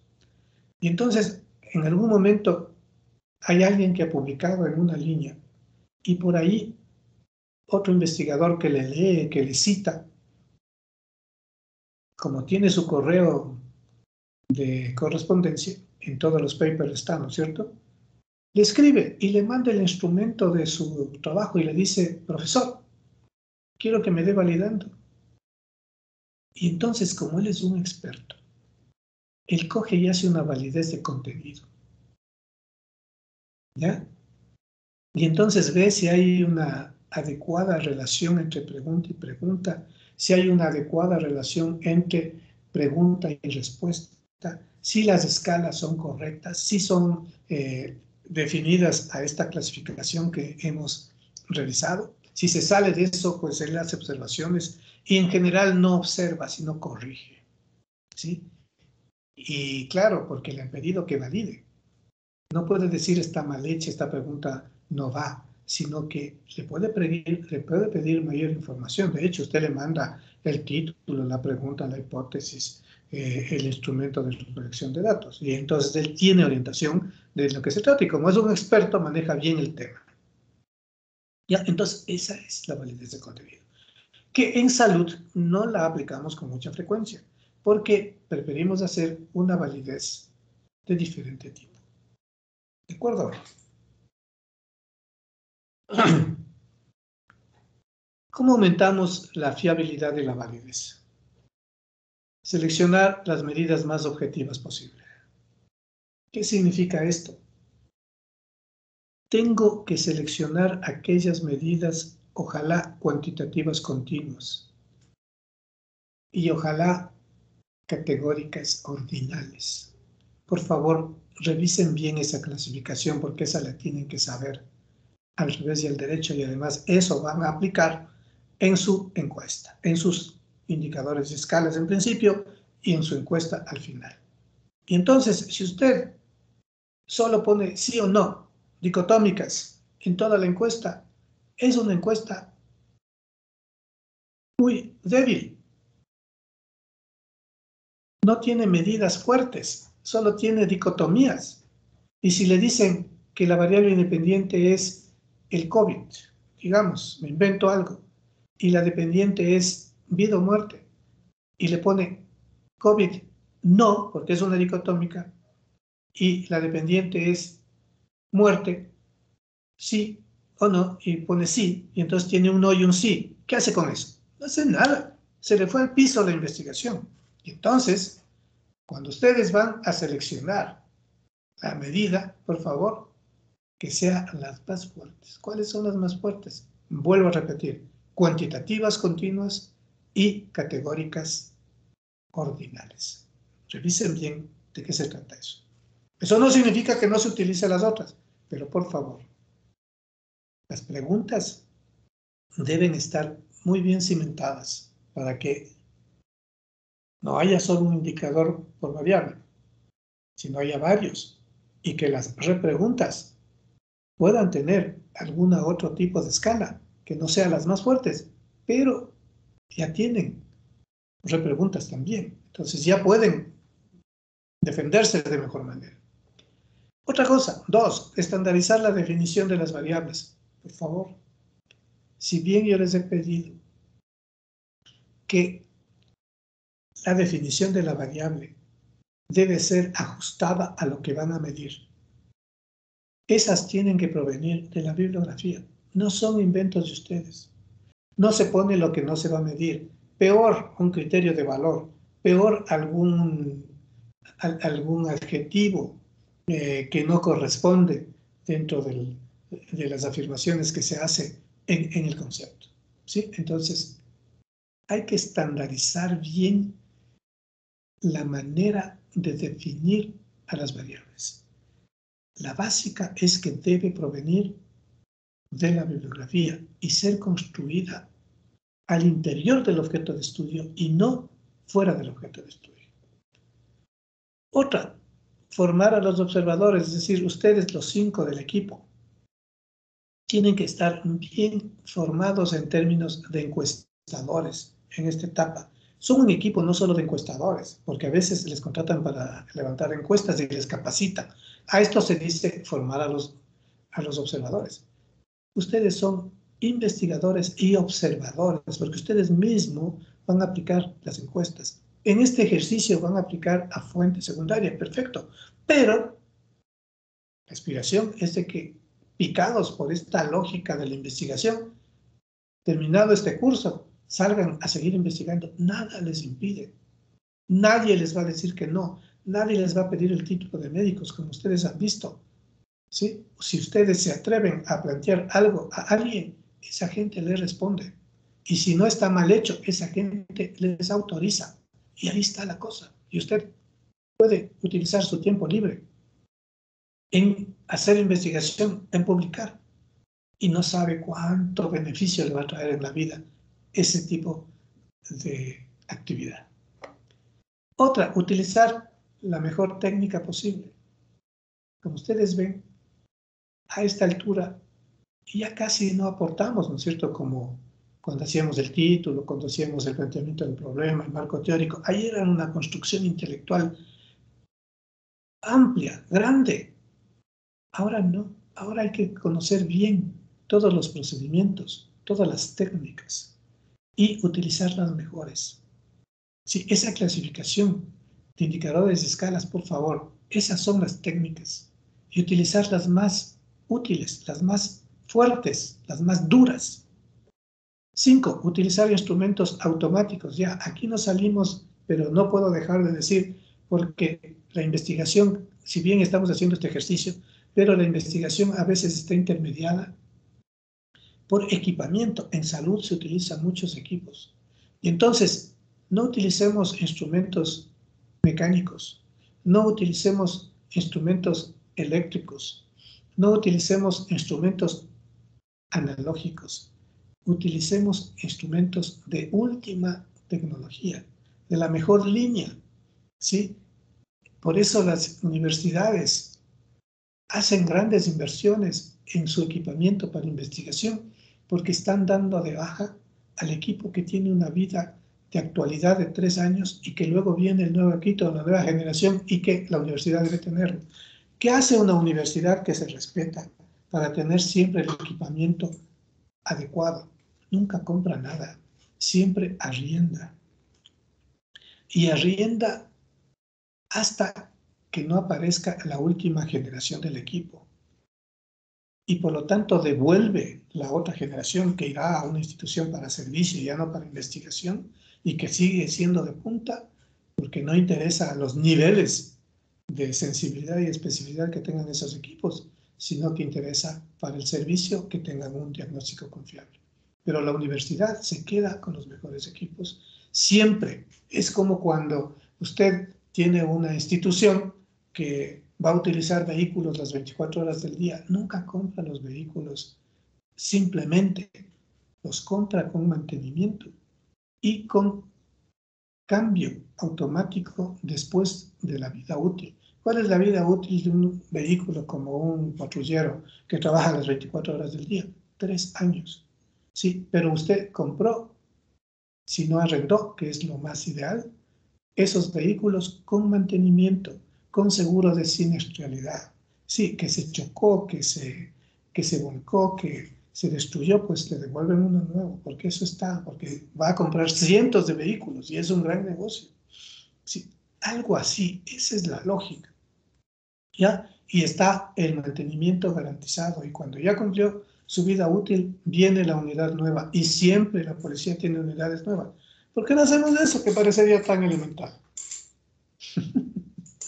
¿Ya? Entonces, utilizar instrumentos automáticos, obtener varias mediciones de una variable. Ojo, una variable tiene indicador y escala. Yo puedo contentarme en este ejercicio que estamos haciendo con un indicador y una escala. Y si ese indicador y escala me sale negativo o diferente a mi expectativa de respuesta, ya me fui al carajo. Ya se fue al diablo ese indicador. Y peor si tengo solo una medición, un indicador. Por favor, varios indicadores por variable. A eso se refiere. Séptimo, emplear técnicas de enmascaramiento ciego. Esos son para estudios un poco más complejos, pero sin embargo hay que decirlo. Hay ocasiones en que el encuestador no debe saber a quién está encuestando. El encuestador o el investigador que está haciendo de encuestador no debe saber a qué grupo pertenece el paciente que está mirando, si al grupo de casos o al grupo de control. Entonces eso significa enmascarar o enceguecer la relación con los pacientes. Y claro, otra cosa es calibrar los instrumentos. Entonces, estos instrumentos automáticos, los constructores, traen especificaciones técnicas. Y si le dicen que cada 10 pruebas tiene que calibrar el instrumento, cada 10 pruebas usted calibra el instrumento. Si le dicen que tiene que calibrar antes de iniciar una investigación y que quien le calibra tiene que ser un organismo acreditado para la calibración, y entonces usted busca en el Ecuador cuál es el organismo acreditado para calibrar su pesa para investigación. Entonces usted va al INEN, que es el Instituto Nacional de Normalización. Ellos son la instancia acreditada para calificar o para calibrar instrumentos para investigación. Entonces usted va cargado su pesa, le deja ahí en el INEN, y el INEN le da un certificado de calibración con un tiempo al que inició y el tiempo útil de la calibración. Si es una pesa generalmente les sirve una sola calibración para el estudio. Si es otro tipo de instrumento mucho más sensible, usted tiene que tener otro mecanismo de calibración, o los proveedores o el fabricante trae mecanismos de calibración al equipo. ¿Ya? Entonces, miren, esas todas las cosas que tenemos que hacer en esta etapa. Y entonces el alfa de Conrad, ¿no? Que es un coeficiente usado para saber cuál es la fiabilidad de una escala o test, que lo tenemos que hacer aplicando 30 encuestas y luego ver cómo funciona este alfa, ¿no? En este caso no lo vamos a poder hacer, pero queda dicho y es muy probable que en algún momento en este octavo o noveno semestre lo podamos hacer. Entonces, ¿qué mide el alfa de Conrad? Es la ausencia de errores de medida en el test, o como la precisión de su medición. Muy importante. Es la medida de las correlaciones entre las variables que forman parte de la escala. Entonces, no es que pongo una pregunta y una respuesta, una seguida de otra, de simple a complejo, sino que hay una lógica correlacional, ¿sí? Sindéresis entre las preguntas, y eso es lo que mide el alfa de Conrad, ¿ya? Puede calcularse de dos maneras, a partir de las varianzas alfa de Conrad o de las correlaciones de los ítems alfa de Conrad estandarizado. Esto queda solo dicho para algún momento como fuente bibliográfica cuando les toque hacer el alfa de Conrad. Ustedes entran al internet y ven exactamente cómo se hace. Pero aquí queda dicho las dos maneras de cálculo y los criterios para hacerlo. Bien, hasta aquí. ¿Preguntas, comentarios?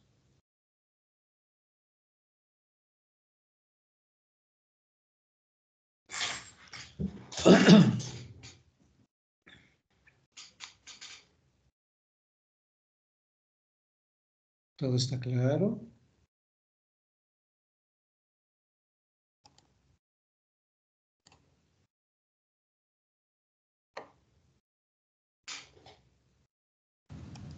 Sí, Doc.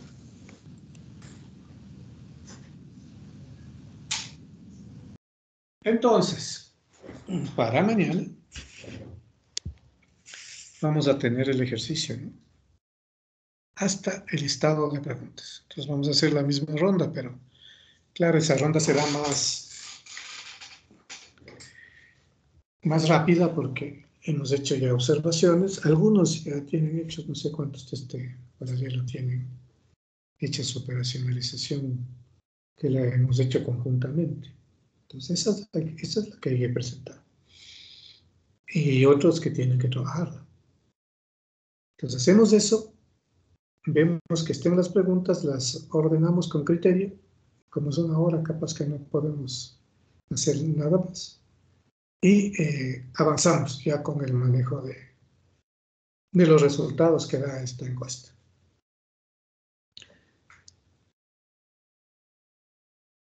¿Preguntas?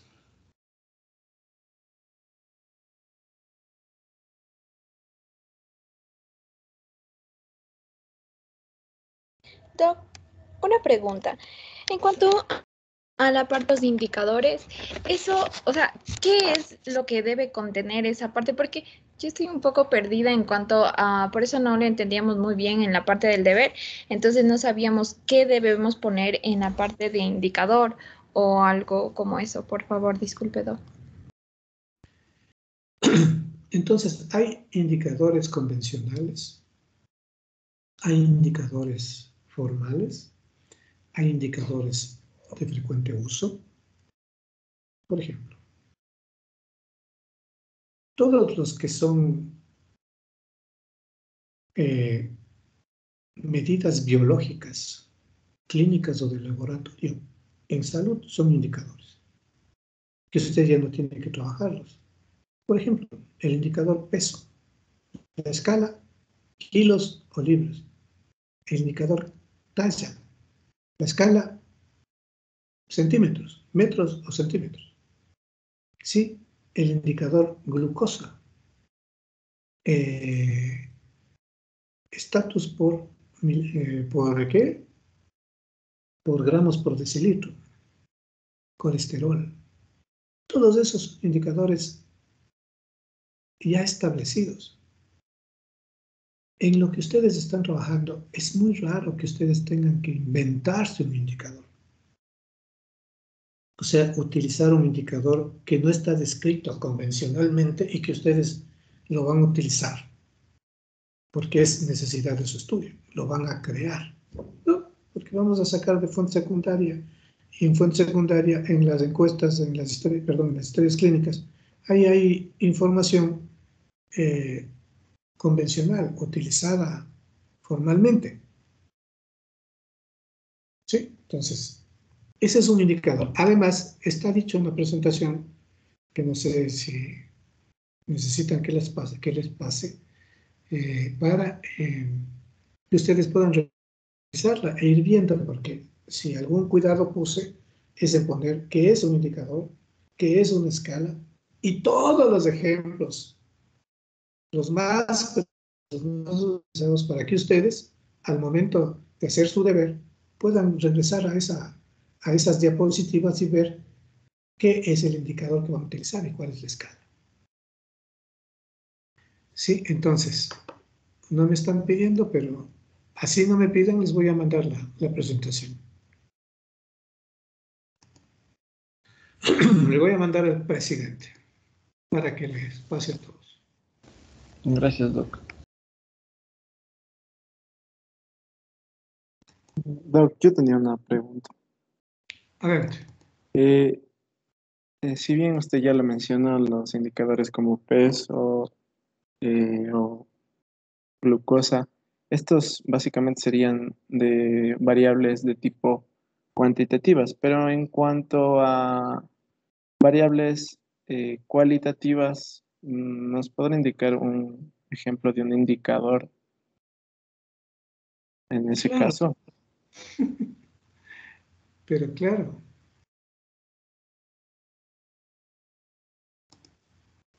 A ver.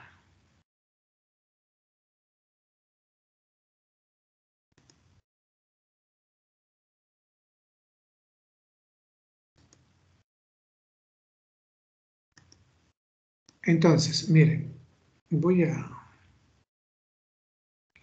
proyectar lo que les dije. El ejercicio que tienen que hacer es adaptar esto a su trabajo. Entonces, lo más común es esto, ¿no es cierto? Estos son indicadores, ¿sí? Estas son las otras, las que usted me estaba diciendo. Entonces, ahí las dicotómicas. Si no, sexo, hombre, mujer, vivo, muerto, presente, ausente, en fin.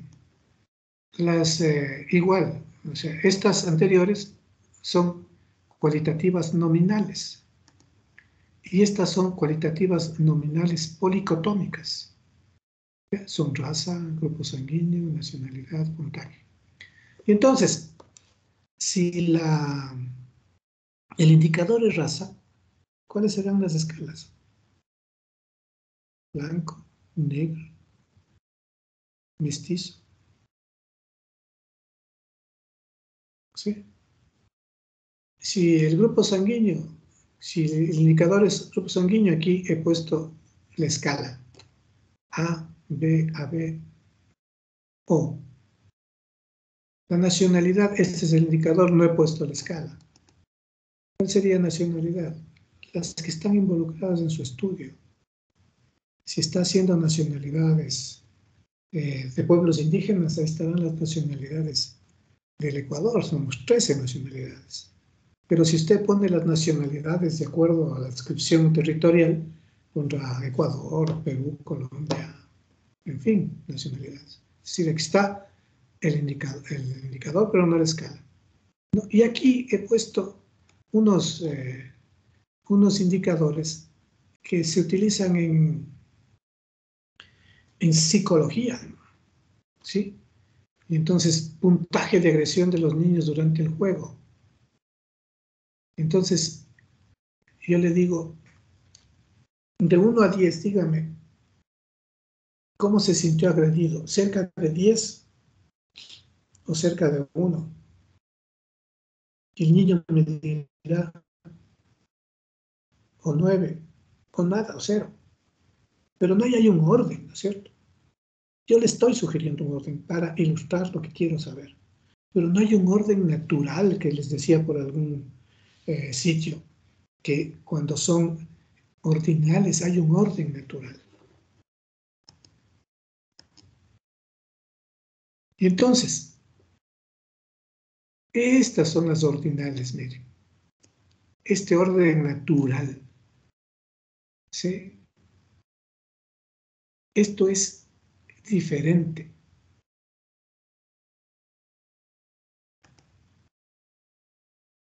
Este es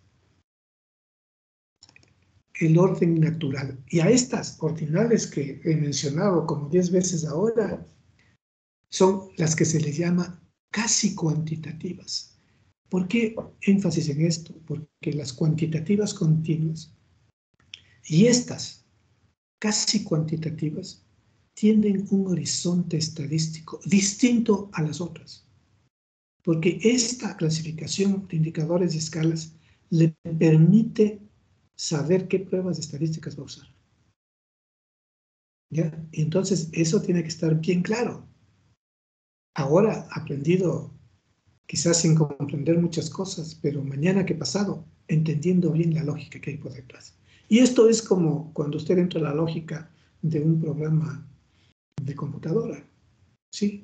Esos programas están hechos para no pensarlos, están hechos para que puedan ser utilizados por cualquier usuario.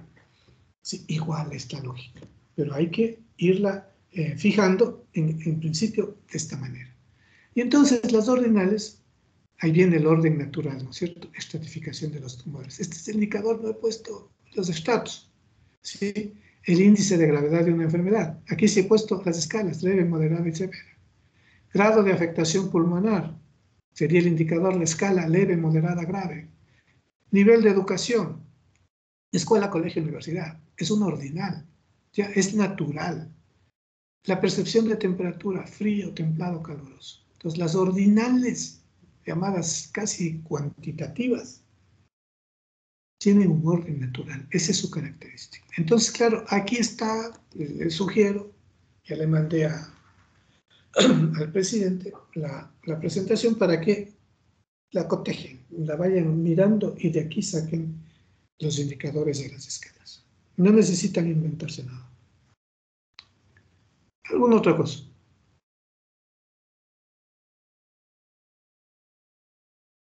Doc, y por ejemplo, un indicador sería género, y en el caso de escala sería masculino y femenino, eso sería una dicotomía. Pero en el Sí. caso, y en el caso de que sea la escala así, ¿no? El indicador. Será lo que deba hacer, pues, es decir, ¿fue agredido? Sí, no. ¿Asistió a la reunión? Sí, no. ¿Le duele? Sí, no. ¿Sí? Claro. ¿Fue golpeado? Sí, no. O sea, todo lo que la escala es sí o no, y el indicador es todo lo que usted necesite saber si estuvo presente o ausente.